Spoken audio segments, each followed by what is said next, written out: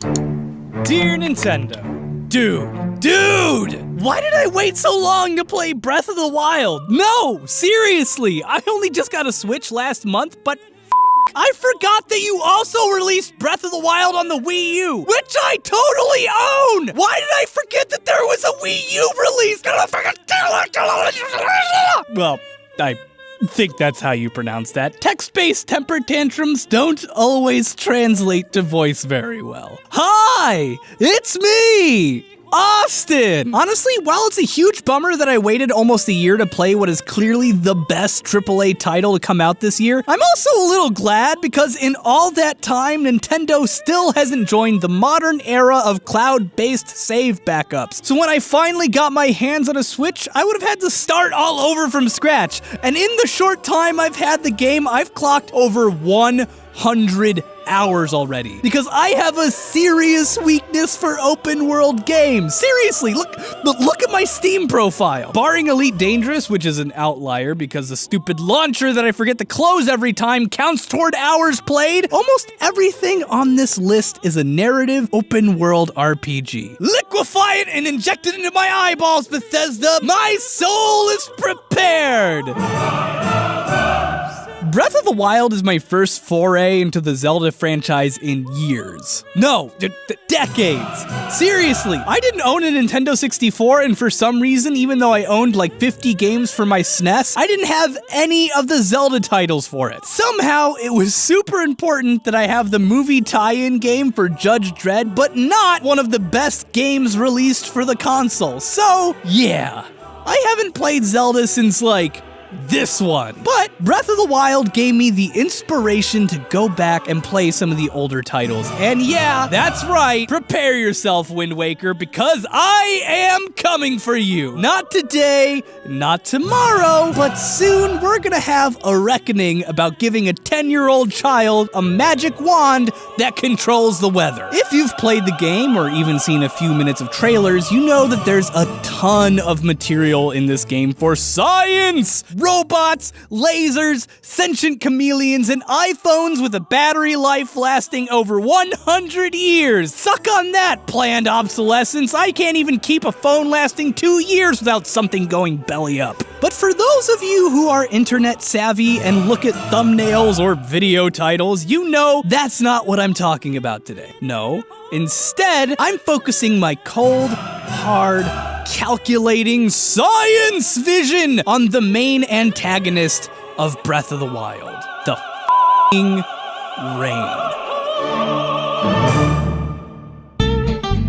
Ganon? Pfft, whatever, no problem. Bokoblins, Lionels, who cares? No skin off my nose. When it starts to rain just before you've gotten to the top of a very stiff cliff face, and I'm on my very last little wedge of stamina, the climbing mechanic is just the most beautiful thing I've ever seen. I love it so freaking much. As someone who spent most of their time jumping sideways up the mountains of Skyrim and clambering into obscure corners of World of Warcraft, I adore that a huge, beautiful open world caters to my obsessive drive to explore by letting me go literally anywhere. Hyrule better settle in because I'm not rescuing any princesses until I've climbed every frickin' mountain and spelunked every single cave. But then there's the rain, which makes it impossible to climb by making surfaces slick. Why does it seem like it's always raining here? Hey, Nintendo, just let me climb. But while it may seem excessive if you're an accomplished climber like me, I can't take it as granted that the seemingly constant rainy weather is actually that ridiculous. I am, after all, a scientist. So instead of crying like a little baby, I spent several days, over 50 hours, gathering and extrapolating data for a video on a video game that will be only 16 minutes long. Let's do this! Originally, I didn't actually want to uncover the answers of the rain all that much because I was convinced that the absurdly extreme climate conditions of Hyrule would have disastrous consequences. Huge frozen tundras right next to a desert, right next to temperate marshes and grasslands, right next to a freaking volcano that's so hot that you just straight up burst into flames even if you're nowhere near the ground. I was convinced that Hyrule would be a crater caused by excessively powerful volcanoes and hurricanes made of death, but I'm getting ahead of myself. In order to even know what effect these vastly different climate zones have on one another, we need to know how big Hyrule even is. And while that may seem like an unanswerable question, since there's approximately a billion different estimates out there, ranging from the absurdly huge 360 square kilometers to a respectable 61, and while I was tempted to just use one of these numbers out of sheer laziness, I wouldn't be me if I didn't throw out the rule book and find my own answers. Impossible, you say? Ha! Nope! In fact, I think I have the most accurate measurement of Hyrule's size to date out of anyone. But why do I even need to know that? Because land area is incredibly important when looking at how winds, air pressure, and weather fronts and rotation works. We need to know how big Hyrule is so we can know exactly how cataclysmic the weather should be. And there is a way to figure out how large Hyrule is using my good friend trigonometry and the best minigame in the world, the parasail game, which means I'm gonna be hearing a lot of this song. Like, a lot. We can use this minigame to get an accurate measurement of Hyrule because the game actually gives your distance in meters. Using this, we can measure a line on the ground, use that line as a radius to create a circle, use that circle to create a pixel to square meter ratio, measure the pixels in a scale size map, and bingo, bango, bongo, you just got Hyrule size. Now, the problem is that you need a big measurement in order for this to mean anything. Just flying 500-ish meters isn't gonna cut it, because scaling up that measurement to cover a huge country the size of Hyrule means that any errors or margins of wiggle room in your measurement are gonna get scaled up exponentially, which is gonna lead to increased inaccuracies. So, ideally, we'd get measurements of over 1,000 meters. But in an ideal world, we'd get something even more awesome, like 5,000 meters. But how is something like that even possible? I present to you the flying machine.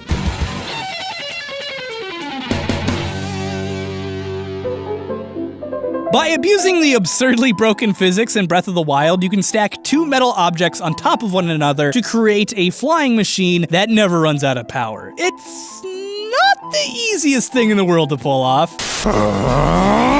But after hours of perfecting the most useless skill on the planet, you can fly a flying machine to Ridgeland Tower, land it, start the minigame, reassemble it, take it as high as you possibly can, hit the invisible ceiling, and then it's just smooth sailing. Assuming you were smart enough to make some stamina recovering items. I had to do this twice. Once to measure the height of the ceiling, and another to actually do the long parasail. I needed the height because the minigame doesn't measure the distance over the ground you've traveled. It measures a straight line in 3D from wherever your feet officially leave the ground, meaning that it's measuring from 1,448 meters up in the air all the way down to where you land. If you want an appropriately accurate ground measurement, you need to know the height you start flying at so you can make a right angle and use the good old Pythagorean theorem to get the base of said triangle. At 5,117.9 meters of travel distance, therefore, you're looking at a ground cover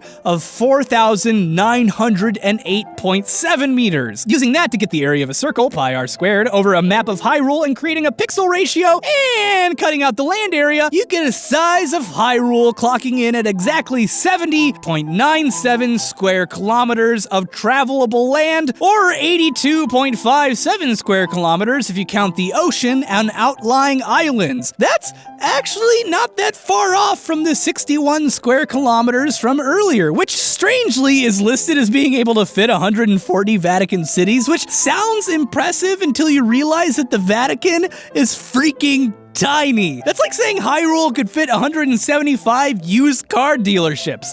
Alright, so we got that out of the way. Next is to measure the temperature, all of it, which I did. I built an 8-point temperature scale and measured huge swaths of Hyrule in order to build a temperature map. The whole process was too boring and long to get into, but at the end of the day, I built a fairly accurate temperature map of Hyrule. Using this combined with the known size of Hyrule, I can immediately rule out several things. Hyrule is...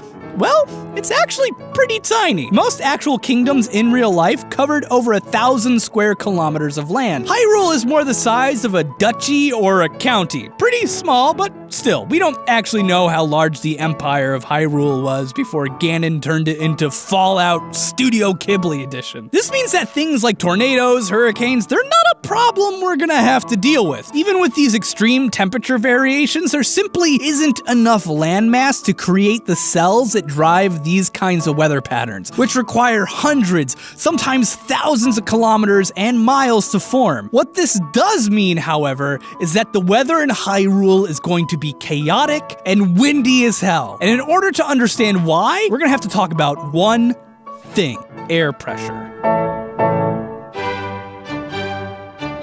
Weather happens because of wind, and wind exists because our planet is heated unevenly by the sun. This happens because of a few reasons. One, the Earth is round and not flat, so as it rotates, one side is getting baked from all the sweet sunlight while the other half is covered in darkness. Now, when one area heats up more than another, a pressure disparity is created, since hot air expands and rises. When it expands, it creates a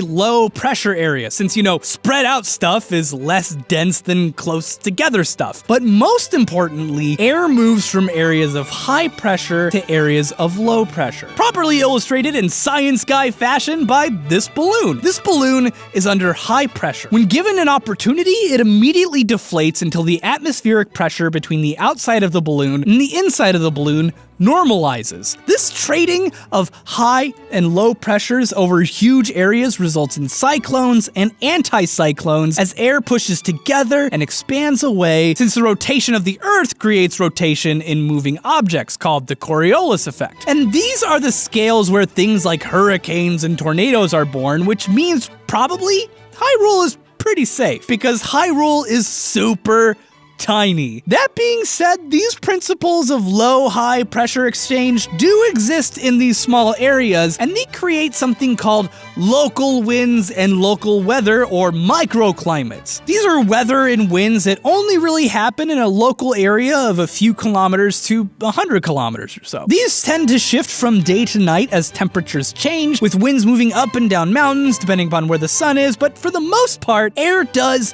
what it always does. Moves from cold, high-pressure areas to hot, low-pressure areas. When this happens, water condenses to form clouds, like, a glass full of ice. Damn, I am full of so many pearls of everyday examples here. Mapping out the exchange of pressures from high to low, which condenses to become high, which moves out to low again, I found 5 key areas on the Breath of the Wild map that, if all is correct, should be the regions of the highest rainfall. And then, like some sort of idiot, I spent an in-game week in each of the 5 areas, or 168 real-world minutes each, which totaled over 14 frickin' hours of my life, just so I could monitor the rainfall in these specific places. And, well, I discovered something mind-blowing.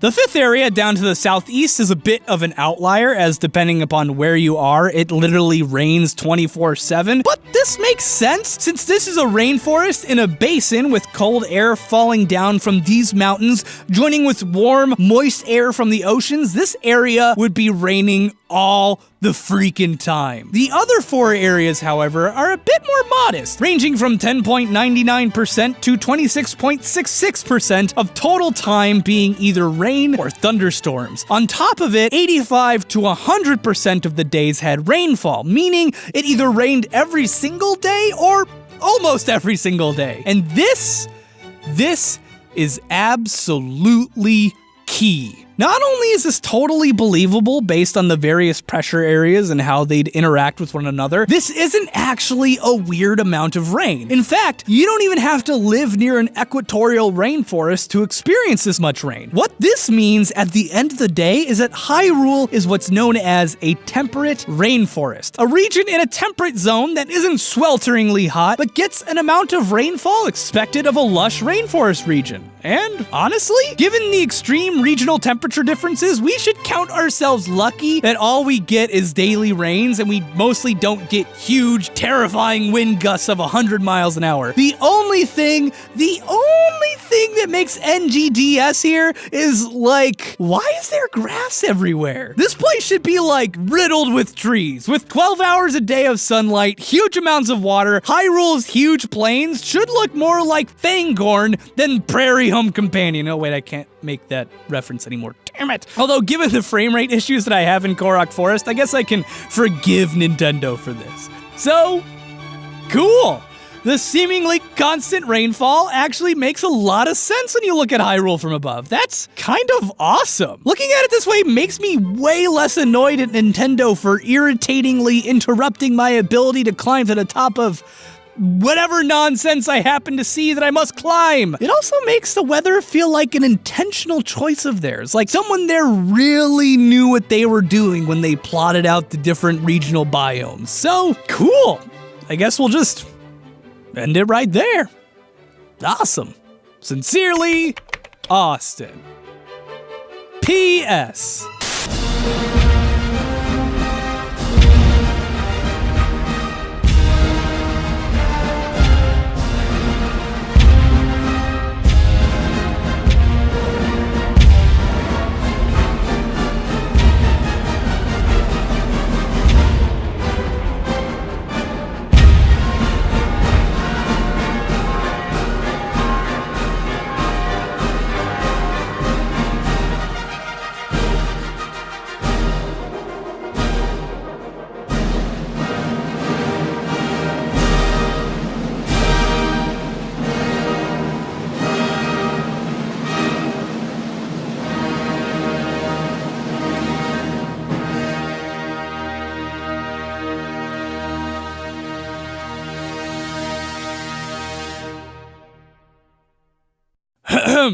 Subscribe to the Game Theorists!